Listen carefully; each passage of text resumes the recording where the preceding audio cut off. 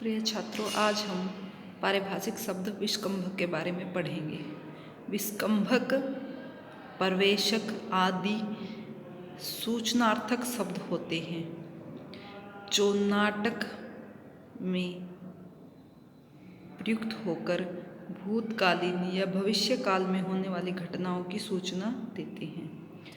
यहाँ पर मुख्य बात यह है कि किसी भी नाटक में 3 प्रकार के पात्र होते हैं, जो प्रथम या उत्तम कोटि के पात्र जो संस्कृत में ही वार्तालाप करते हैं, दूसरे मध्यम कोटि के पात्र जो संस्कृत भी जानते हैं और प्राकृत भी जानते हैं, तीसरे अधम कोटि के पात्र जो केवल प्राकृत भाषा या सामान्य बोली का प्रयोग करते हैं, जो संस्कृत भाषा का प्रयोग नहीं करते। अतः विस्कंभक जो एक सूचनार्थक शब्द है, यह भूत और भविष्य की घटनाओं की सूचना देता है और इस विस्कंभक में सूचना देने वाले मध्यम कोटि के पात्र होते हैं। वह 2 से 4, 6 ज़्यादा भी हो सकते हैं। विस्कंभक में ऐसी घटनाओं की सूचना दी जाती है जिनका मंच पर हम मंचन नहीं कर सकते, केवल उसके बारे में बता सकते हैं। जैसे कोई युद्ध की सूचना, किसी की मृत्यु की सूचना, किसी के जन्मोत्सव की सूचना आदि।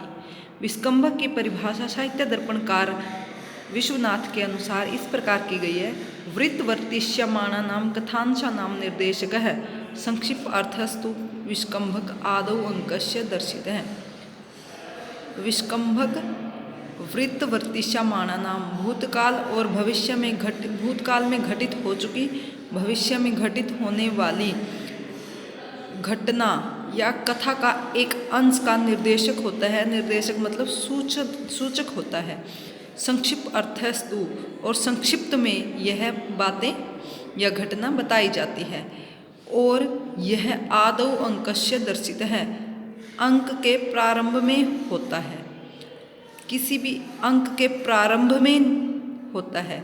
और यहाँ पर किसी भी अंक का मतलब आप केवल प्रथम अंक में ही लगाएंगे। विस्कंभक केवल प्रथम अंक में हो सकता है और अंक के प्रारंभ में होता है। अब यह विस्कंभक कितने प्रकार का होता है? 2 प्रकार का। एक शुद्ध विस्कंभक, दूसरा मिश्र विस्कंभक। शुद्ध विस्कंभक क्या होता है? जिसमें 1 या 2 या इनसे अधिक मध्यम श्रेणी के पात्र होंगे। शुद्ध विस्कंभक यानी कि जिसमें मध्यम श्रेणी के पात्र आपस में संस्कृत में वार्तालाप करके हमें भूत या भविष्य की घटनाओं की सूचना देंगे। दूसरा है मिश्र विस्कंभक, जिसमें मध्यम श्रेणी के पात्र भी होंगे और अधम श्रेणी के पात्र भी होंगे।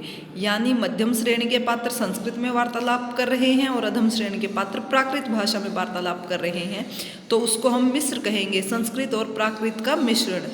इस प्रकार जैसे कि पंचरात्र में आपका जो रूपक है या नाटक है, इसके प्रथम अंक में 3 ब्राह्मण मंच पर आकर के दुर्योधन के यज्ञ के बारे में हमें जानकारी देते हैं, यज्ञ की अग्नि के बारे में जानकारी देते हैं। तो यहाँ पर ये तीनों ब्राह्मण मध्यम पात्र हैं, क्योंकि वो शिक्षित लोग हैं और संस्कृत भाषा में वार्तालाप कर रहे हैं।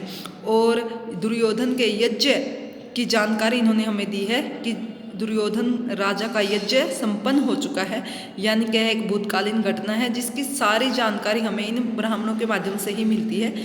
अतः यह शुद्ध विस्कंभक है। इति